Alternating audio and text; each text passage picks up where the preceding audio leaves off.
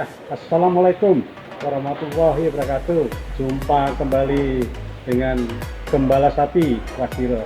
Jadi melanjutkan dari program sebelumnya bahwa sapi-sapi lokal itu paling sulit untuk masa pemulihan.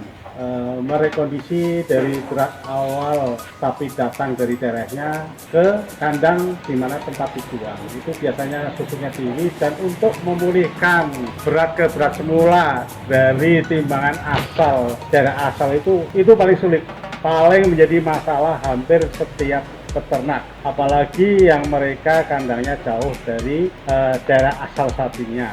Seperti sekarang ini di Depok, sapinya dari Jawa Timur, dari daerah Tuban.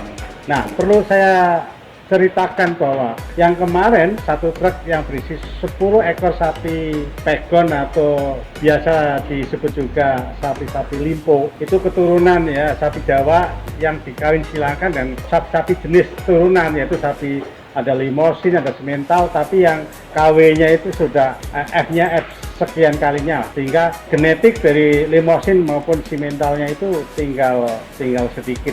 Jadi yang kelihatan ya sapi-sapi lokalnya, PO-nya itu. Kemarin itu susut dari daerah asal Jawa Timur sampai di Depok, timbang langsung sebelum dikasih makan maupun sebelum dikasih minum itu susutnya itu 11%, dan 11% itu memang ya susut yang normal, rata-rata dari Jawa Timur ke daerah Jawa Barat atau Jakarta dan sekitarnya itu ya kisaran antara 10 sampai 14%. Nah, kemarin itu susut 11%. Begitu datang dari susut 11%, kemudian kami beri makan minum ya 3 hari karena datang tanggal 5. Begitu kita cek timbang lagi di tanggal 8. Nah, makannya itu belum mau banyak, memang seperti itu.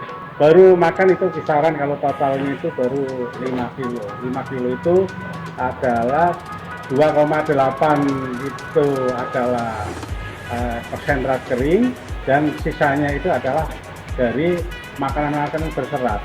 Begitu tanggal 8 atau hari ketiga, ditimbang semua ini 10 ekor. Nggak malah naik, malah tambah turun lagi beratnya.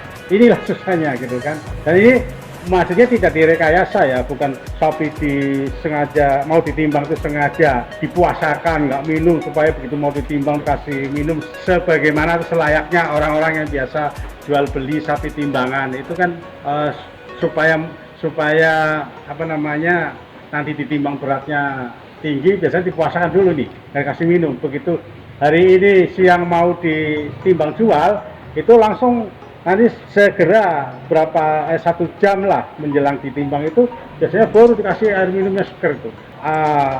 Sapi itu akan minum sekenyang-kenyangnya, sepuas-puasnya, sehingga begitu timbang itu beratnya akan bisa mengcover berat asal. Nah, kami di sini memperlakukan sangat wajar sekali, artinya bagaimana membiarkan bagaimana kebiasaan sapi makan apa adanya. Nah, kita persiapkan dengan pakan yang nantinya dimakan berikutnya, kemudian air disediakan sebagaimana ya ad-lib ya, artinya sekemampuan dia mau makan, tapi kita ada catatannya atau terukur. Nah, ternyata di hari ketiga atau tanggal 8 susutnya itu bukan malah turun kalau dibandingkan timbangan dari daerah asal.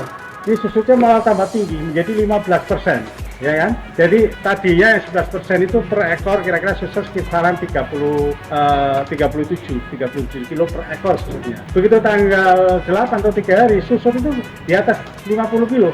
Jadi makin susut nih, makin susut.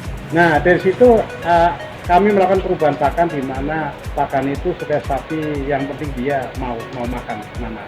Nah, kemudian ternyata bisa meningkat dari yang tadinya rata-rata makannya 5 kilo menjadi rata-rata 6 kilo, bahkan di atas sedikit lah, di atas 6 kilo. Nah, hari ke-10 begitu makannya sudah sampai angka tadi 6 kilo lebih, begitu hari ke-10 kita timbang lagi.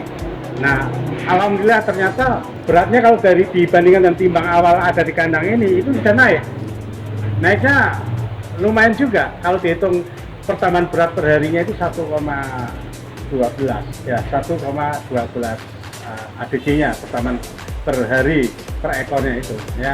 Tapi kalau dibandingkan dengan beras yang dari awal dari tuban, tetap aja masih susut. Tapi sudah berkurang. Yang tadi 11%, kemudian tanggal 8 itu menaik menjadi 15% susutnya. Nah sekarang di tanggal 15, satu hari ke-10 sudah mulai turun susutnya menjadi 8%. Nah ini berarti kurvanya sudah mulai menunjukkan kenaikan daripada berat badan sapi. Nah dari sinilah bisa diamatin bagaimana kita merekayasa, bagaimana sapi itu nanti bisa berkembang sesuai dengan tujuan kami di dalam treatment ini.